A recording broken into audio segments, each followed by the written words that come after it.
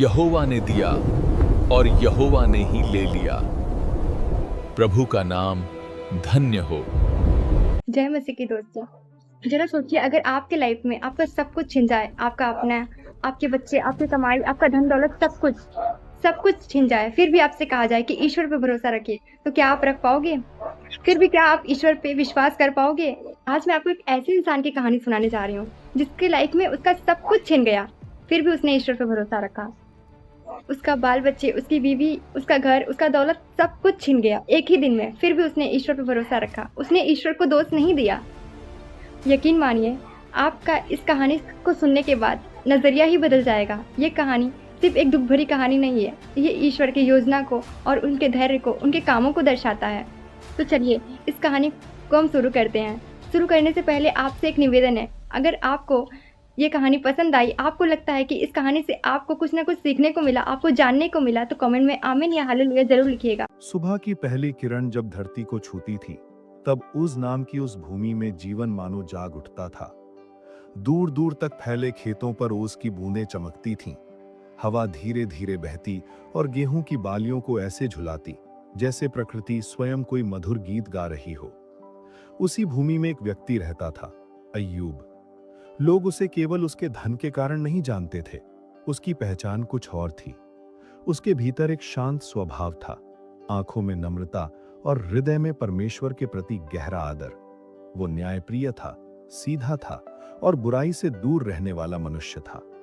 गांव के लोग जब उसके बारे में बात करते तो कहते, यदि धरती पर कोई ऐसा मनुष्य है जो सच में परमेश्वर से डरता है तो वो अय्यूब है। लेकिन केवल उसका चरित्र ही महान नहीं था, उसकी संपत्ति भी बहुत विशाल थी। उसके पास हजारों भेड़ें थीं, सैकड़ों ऊंट थे जो दूर देशों तक व्यापार के लिए जाते थे। उसके खेतों में बैल हल जोतते थे और गधों के झुंड खेतों के किनारों पर चलते दिखाई देते थे। उसके घर में अनेक सेवक काम करते थे। हर समय आंगन में चहल पहल रहती थी। लेकिन उसकी सबसे बड़ी खुशी उसकी संपत्ति नहीं थी। उसके 7 बेटे और 3 बेटियां थीं। वे सभी मिलकर अक्सर उत्सव मनाते। कभी किसी के घर भोज होता, कभी संगीत, कभी हंसी और कभी खेल। उनका घर हमेशा खुशियों से भरा रहता। फिर भी अय्यूब का मन एक बात को लेकर हमेशा सावधान रहता। जब उसके बच्चे भोज समाप्त कर लेते, तब अय्यूब अक्सर सुबह जल्दी उठता और परमेश्वर के सामने बलिदान चढ़ाता। वो मन ही मन सोचता, कहीं ऐसा तो नहीं कि मेरे बच्चों ने अनजाने में अपने मन में परमेश्वर के विरुद्ध कुछ सोच लिया हो। इसलिए वो उनके लिए प्रार्थना करता। उसका विश्वास था कि मनुष्य का जीवन तभी सुरक्षित है जब वो परमेश्वर के सामने नम्र बना रहे। लेकिन उसी समय धरती से दूर स्वर्ग में एक अलग दृश्य घट रहा था। एक दिव्य सभा लगी हुई थी। परमेश्वर अपने सिंहासन पर विराजमान थे। उनके चारों ओर स्वर्गदूत उपस्थित थे। तभी उनके बीच एक और भी आया, शैतान। परमेश्वर ने उससे पूछा, तू कहां से आ रहा है? शैतान ने शांत लेकिन चालाक आवाज में उत्तर दिया, मैं पृथ्वी पर घूमता रहा, हर जगह लोगों को देखता रहा। तब परमेश्वर ने कहा, क्या तूने मेरे सेवक अय्यूब को देखा है? धरती पर उसके समान कोई नहीं। वो सच्चा है, सीधा है और बुराई से दूर रहता है। शैतान हल्के से हंसा। उसकी हंसी में उपहास था। उसने कहा, क्या अय्यूब बिना कारण तुझसे डरता है? तूने उसके चारों ओर सुरक्षा की दीवार खड़ी कर रखी है। तूने उसके हर काम को आशीष दी है। उसकी संपत्ति बढ़ती जा रही है। फिर उसने धीमे स्वर में कहा, लेकिन यदि तू उससे सब कुछ छीन ले तो देखना, वो तेरे ही सामने तुझे दोष देने लगेगा। कुछ क्षण के लिए स्वर्ग में शांति छा गई। फिर परमेश्वर ने उत्तर दिया, ठीक है, उसके पास जो कुछ है वो तेरे अधिकार में है, लेकिन उसके प्राण को मत छूना। और उसी क्षण से अय्यूब के जीवन की सबसे कठिन परीक्षा शुरू हो गई। धरती पर एक साधारण दिन था। अय्यूब के बेटे और बेटियां अपने बड़े भाई के घर में एक साथ भोजन कर रहे थे। हंसी की आवाजें आ रही थीं। उसी समय खेतों में उसके सेवक काम कर रहे थे। अचानक एक सेवक दौड़ता हुआ अय्यूब के पास आया। उसकी सांसें तेज चल रही थीं। उसका चेहरा भय से पीला पड़ चुका था। वो बोला, स्वामी, हम बैलों से खेत जोत रहे थे और गधे पास में चल रहे थे। तभी अचानक डाकुओं ने हमला कर दिया। उन्होंने सब जानवर छीन लिए और सेवकों को तलवार से मार डाला।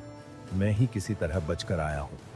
उसके शब्द पूरे भी नहीं हुए थे कि दूसरा सेवक दौड़ता हुआ आ गया। वो लगभग चिल्लाते हुए बोला, स्वामी, आकाश से आग गिरी, भेड़े और सेवक सब जल गए, मैं ही बच पाया हूं ये खबर देने के लिए। अय्यूब अभी इस खबर को समझ ही रहा था कि तीसरा सेवक आ गया। वो घबरा कर बोला, कसदियों ने 3 दल बनाकर हमला किया, उन्होंने ऊंटों को लूट लिया और सेवकों को मार डाला, मैं ही बचकर आया हूं। अब अय्यूब का चेहरा बदल चुका था, लेकिन अभी सबसे भयानक समाचार बाकी था। चौथा सेवक दौड़ते हुए आया, उसकी आंखों से आंसू बह रहे थे। उसने कांपती आवाज में कहा, स्वामी, आपके बेटे और बेटियां अपने बड़े भाई के घर में भोजन कर रहे थे, तभी मरुभूमि से एक भयानक तूफान आया। हवा इतनी तेज थी कि घर के चारों खंबे हिल गए और पूरा घर गिर पड़ा। वो रो पड़ा, सब दबकर मर गए, मैं ही बचा हूं। चारों ओर अचानक सन्नाटा छा गया, जैसे समय रुक गया हो। अय्यूब कुछ क्षण तक स्थिर खड़ा रहा, फिर धीरे धीरे वो जमीन पर गिर पड़ा। उसका हृदय टूट चुका था। उसने अपने वस्त्र फाड़ डाले, अपने सिर के बाल मुंडवा डाले। आंसुओं से उसकी आंखें भर गईं, लेकिन फिर भी उसने धरती पर झुककर कहा, मैं अपनी मां के गर्भ से खाली हाथ आया था और खाली हाथ ही लौट जाऊंगा। परमेश्वर ने दिया था और परमेश्वर ने ही ले लिया, उसका नाम धन्य हो। उसकी आवाज टूट रही थी, लेकिन उसका विश्वास अभी भी टूटा नहीं था। लेकिन कहानी यहीं समाप्त नहीं होती। अय्यूब की परीक्षा अभी और गहरी होने वाली थी, और अब स्वर्ग में फिर से एक नई सभा होने वाली थी, जहां अय्यूब की आस्था को और भी कठिन चुनौती दी जाएगी। अय्यूब के जीवन में वो दिन ऐसा था जिसने उसकी पूरी दुनिया को पल भर में बदल दिया था। कभी जिस घर में हंसी गूंजती थी, अब वहां सन्नाटा था। जहां कभी बच्चों की आवाजें आती थीं, वहां अब केवल यादें रह गई थीं। उसकी संपत्ति, उसके पशु, उसके सेवक और सबसे बढ़कर उसके अपने बच्चे, सब कुछ उससे छिन चुका था।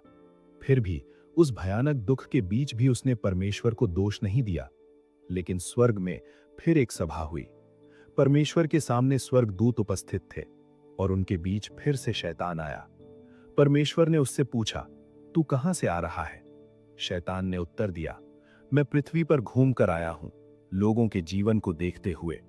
तब परमेश्वर ने शांत स्वर में कहा, क्या तूने मेरे सेवक अय्यूब को देखा? तूने उसे भयंकर दुख में डाल दिया, फिर भी वो अपनी सच्चाई पर अटल है। कुछ क्षण के लिए शांति छा गई। फिर शैतान ने धीरे से कहा, त्वचा के बदले त्वचा। मनुष्य अपनी जान बचाने के लिए सब कुछ छोड़ सकता है, लेकिन यदि उसका शरीर पीड़ा में डाल दिया जाए, यदि उसके मांस और हड्डियों को छू लिया जाए। उसने हल्की हंसी के साथ कहा, तब देखना, वह तुझे ही दोष देगा। परमेश्वर ने उत्तर दिया, ठीक है, वह तेरे अधिकार में है, लेकिन उसकी जान को मत छूना। और उसी क्षण से अय्यूब की परीक्षा और भी भयानक होने वाली थी। बीमारी की शुरुआत। कुछ ही दिनों के भीतर अय्यूब के शरीर में एक अजीब बीमारी फैलने लगी। पहले उसकी त्वचा पर छोटे छोटे फोड़े निकले, फिर वे फोड़े बड़े होते गए। उनमें दर्द और जलन इतनी तीव्र थी कि वह रातों को सो नहीं पाता था। धीरे धीरे उसका पूरा शरीर घावों से भर गया। सिर से लेकर पांव तक हर जगह सूजे हुए लाल पीप से भरे घाव। उसकी त्वचा जलती रहती थी। कभी कभी उसे ऐसा लगता जैसे हजारों कांटे उसकी देह में चुभ रहे हों। दिन में वह दर्द से कराहता, रात में नींद उसकी आंखों से दूर रहती। आखिरकार वह नगर से बाहर चला गया। वह राख के ढेर पर बैठ गया, जहां लोग अक्सर कूड़ा जलाते थे। उसके हाथ में मिट्टी का एक टूटा हुआ टुकड़ा था। उसी से वह अपने घावों को खुरचता रहता ताकि थोड़ी राहत मिल सके। लोग दूर से उसे देखते। कई लोग उसे पहचान भी नहीं पाते। जो पहचान लेते वे भी डर और घृणा से मुंह फेर लेते। कभी जो मनुष्य सबसे सम्मानित था, अब वही मनुष्य अकेला बैठा था, दर्द में डूबा हुआ। उसकी पत्नी का टूटना। एक दिन उसकी पत्नी उसके पास आई। वह भी थक चुकी थी। उसने अपने बच्चों को खो दिया था, अपने घर की खुशियां खो दी थीं। उसने अय्यूब को देखा। उसका शरीर घावों से भरा था, उसका चेहरा पीला पड़ चुका था, उसकी आंखों में आंसू आ गए, लेकिन उसके भीतर गुस्सा भी था। उसने कहा, क्या तू अब भी अपनी सच्चाई पर अड़ा हुआ है? देख, तेरा जीवन कैसे टूट चुका है। तेरे बच्चे मर गए, तेरी संपत्ति खत्म हो गई और अब तू खुद इस हालत में है। उसने दर्द से भरी आवाज में कहा, परमेश्वर को दोष दे और इस पीड़ा से मुक्त हो जा। अय्यूब ने धीरे से सिर उठाया। उसकी आंखों में थकान थी, लेकिन उनमें विश्वास की एक हल्की चमक अब भी थी। उसने शांत स्वर में कहा, तुम ऐसी बातें क्यों करते हो जैसे वे लोग करते हैं जो परमेश्वर को नहीं समझते? क्या हम परमेश्वर से केवल भलाई ही लें और कठिनाई को स्वीकार न करें? उसकी आवाज कमजोर थी, लेकिन उसके शब्द दृढ़ थे। 3 मित्रों का आगमन। अय्यूब के दुख की खबर धीरे धीरे पूरे देश में फैल गई। उसके 3 पुराने मित्रों ने यह समाचार सुना। उनके नाम थे एलीफस, बिल्दद और सोफर। वे तीनों दूर दूर के स्थानों में रहते थे, लेकिन जब उन्होंने सुना कि अय्यूब पर इतनी बड़ी विपत्ति आई है, तो वे उससे मिलने के लिए निकल पड़े। कई दिनों की यात्रा के बाद वे उसके पास पहुंचे। जब उन्होंने दूर से अय्यूब को देखा, वे उसे पहचान ही नहीं पाए। उसका शरीर दुबला हो गया था, उसका चेहरा सूज चुका था। उसके घाव इतने भयानक थे कि उन्हें देखकर उनकी आंखें भर आईं। वे रो पड़े। उन्होंने अपने वस्त्र फाड़ डाले और अपने सिर पर धूल डाल ली, दुख का प्रतीक। फिर वे उसके पास जाकर जमीन पर बैठ गए। 7 दिन और 7 रात कोई कुछ नहीं बोला, क्योंकि वे देख सकते थे कि उसका दुख कितना गहरा था। अय्यूब का पहला विलाप। 7वें दिन आखिरकार अय्यूब ने अपना मौन तोड़ा। उसकी आवाज धीमी थी, जैसे किसी गहरी अंधेरी गुफा से निकल रही हो। उसने कहा, काश जिस दिन मैं जन्मा था वह दिन मिट जाए। काश वह रात अंधकार में खो जाए जब लोगों ने कहा था एक पुत्र जन्मा है। उसने आकाश की ओर देखा। उसकी आंखों में आंसू थे। क्यों मुझे जीवन दिया गया? क्यों मुझे गर्भ से बाहर आने दिया गया यदि मुझे इतना दुख देखना था? मैं तो शांति चाहता था, लेकिन मुझे पीड़ा मिली। मैं विश्राम चाहता था, लेकिन मेरे हिस्से में केवल बेचैनी आई। उसके शब्द हवा में गूंजते रहे। उसके मित्र चुपचाप सुनते रहे, लेकिन उनके मन में अलग अलग विचार उठने लगे। एलीफस का तर्क। सबसे पहले एलीफस ने बोलना शुरू किया। उसका स्वर शांत था, लेकिन उसके शब्दों में एक छिपा हुआ आरोप था। उसने कहा, अय्यूब, सोच कर देख, क्या कोई निर्दोष व्यक्ति कभी नष्ट हुआ है? जहां तक मैंने देखा है, जो लोग बुराई बोते हैं वे वही काटते हैं। उसने आगे कहा, महज शायद तू किसी ऐसी गलती का शिकार हुआ है जिसे तू खुद भी नहीं देख पा रहा। परमेश्वर न्यायी है, वह बिना कारण किसी को दंड नहीं देता। उसकी बात सुनकर अय्यूब चुप हो गया। उसकी आंखों में दर्द और गहरा हो गया। अय्यूब का उत्तर। कुछ देर बाद अय्यूब बोला, मेरे मित्रों, काश तुम मेरी पीड़ा को समझ पाते। मेरे दुख का भार समुद्र की रेत से भी अधिक है। यदि मेरे शब्द कठोर लगते हैं तो वह मेरे दुख की वजह से है। उसने आकाश की ओर देखा। मैंने हमेशा परमेश्वर का आदर किया है। मैंने बुराई से दूर रहने की कोशिश की है, फिर भी मेरा जीवन इस तरह क्यों टूट गया?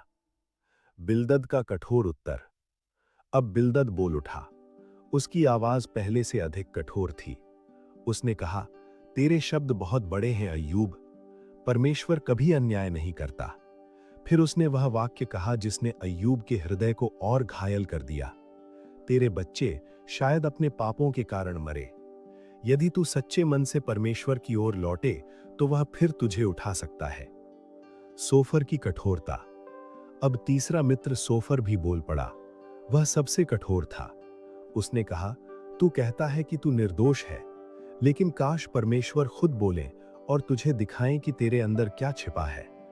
उसने आगे कहा, हो सकता है परमेश्वर ने तुझे जितना दंड दिया है उससे भी अधिक तेरा दोष हो।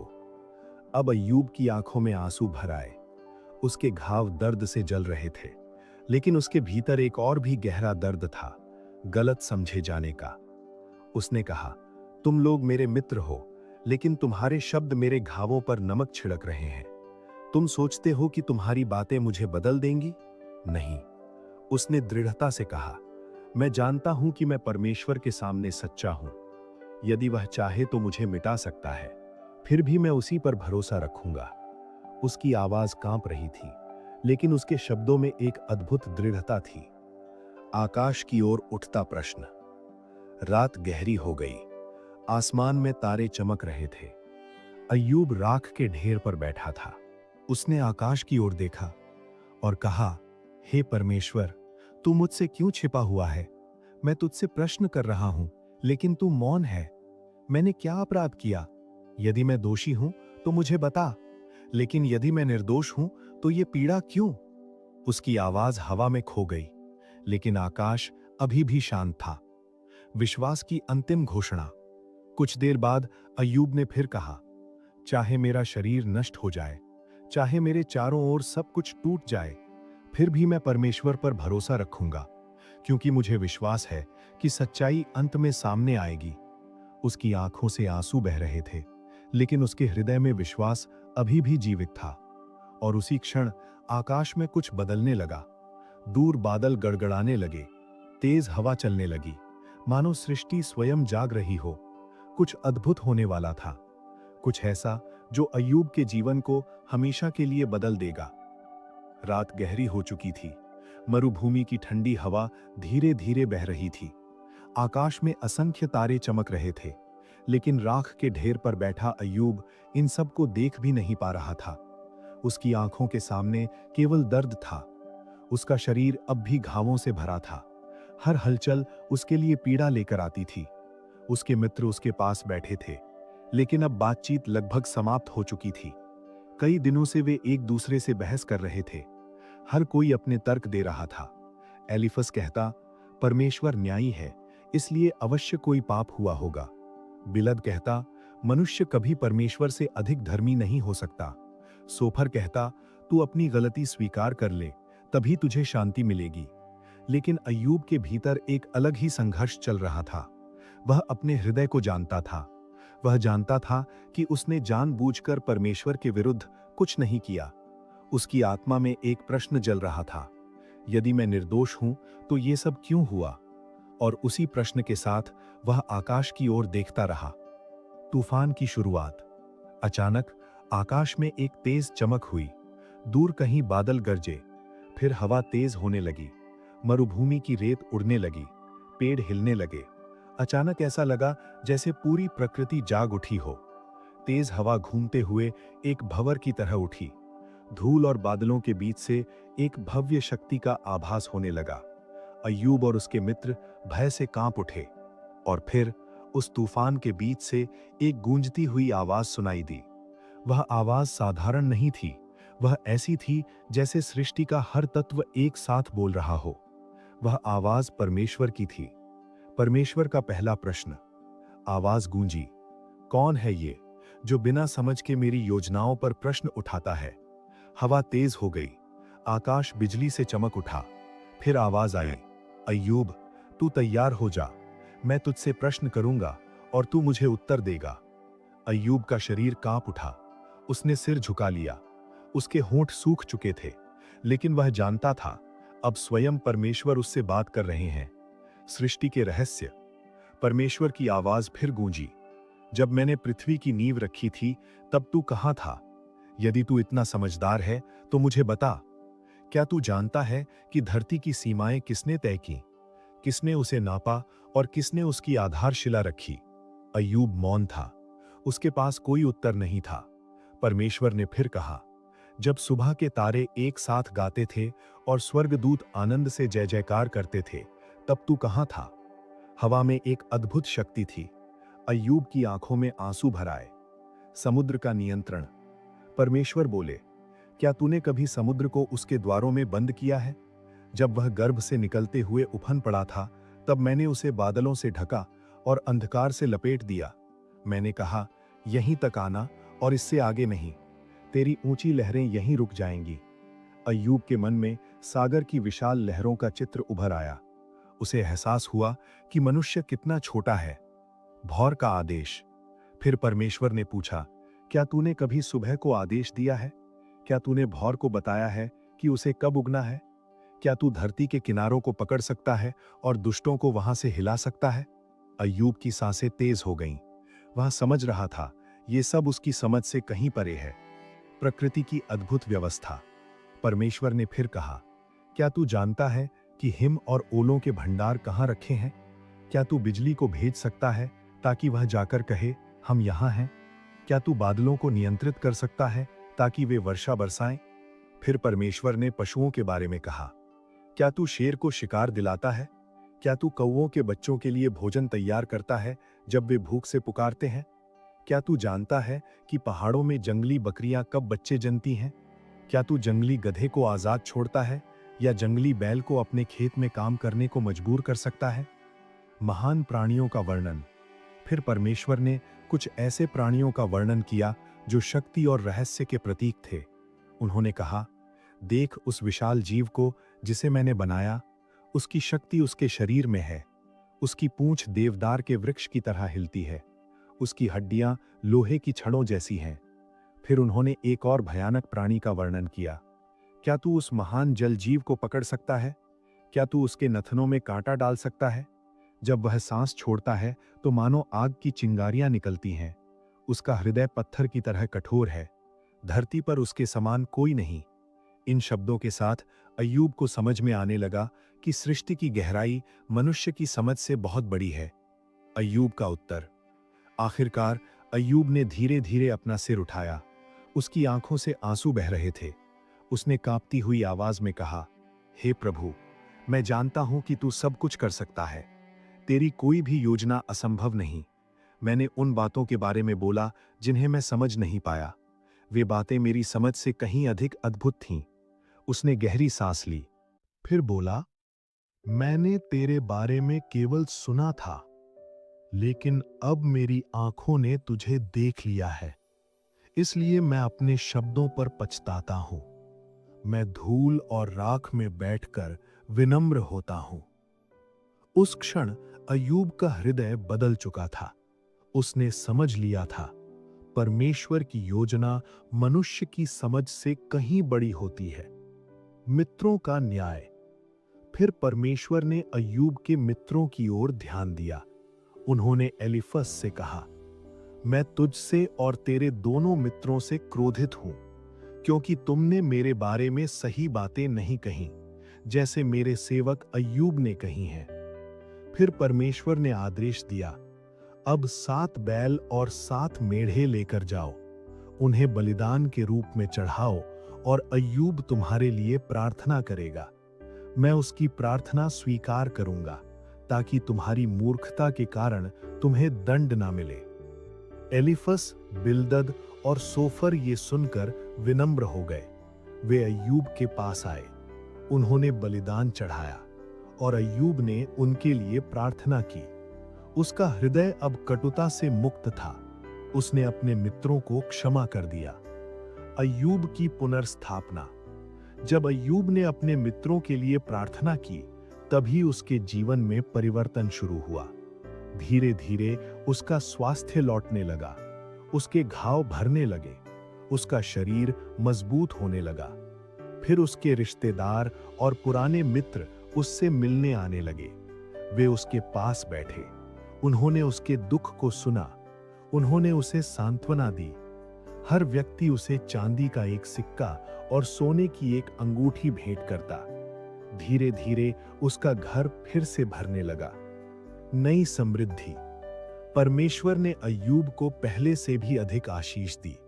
उसके पास फिर से बड़ी संख्या में पशु हो गए। उसकी भेड़ें पहले से दुगुनी हो गईं। उसके ऊंट, बैल और गधे भी पहले से अधिक हो गए। उसका घर फिर से जीवन से भर गया और समय के साथ उसके घर में फिर से बच्चे जन्मे। उसके 7 बेटे और 3 बेटियां हुईं। उसकी बेटियां पूरे देश में अपनी सुंदरता के लिए प्रसिद्ध थीं। अय्यूब ने उन्हें भी संपत्ति में हिस्सा दिया, जो उस समय बहुत असाधारण बात थी। लंबा और शांत जीवन। अय्यूब ने उसके बाद बहुत वर्षों तक जीवन जिया। उसने अपने बच्चों को बढ़ते देखा, फिर अपने पोते पोतियों को भी। 4 पीढ़ियां उसके सामने बड़ी हुईं। उसकी आंखों में अब गहरी शांति थी। उसने अपने जीवन में सब कुछ देखा था, समृद्धि, विनाश, दर्द और पुनर्स्थापना। लेकिन एक चीज कभी नहीं बदली, उसका विश्वास। कहानी का संदेश। अय्यूब की कहानी केवल दुख की कहानी नहीं है, ये विश्वास की कहानी है। ये उस मनुष्य की कहानी है जिसने सब कुछ खो दिया, लेकिन फिर भी परमेश्वर पर भरोसा रखना नहीं छोड़ा। और अंत में उसने समझ लिया, मनुष्य की समझ सीमित है, लेकिन परमेश्वर की योजना हमेशा बड़ी, गहरी और न्यायपूर्ण होती है।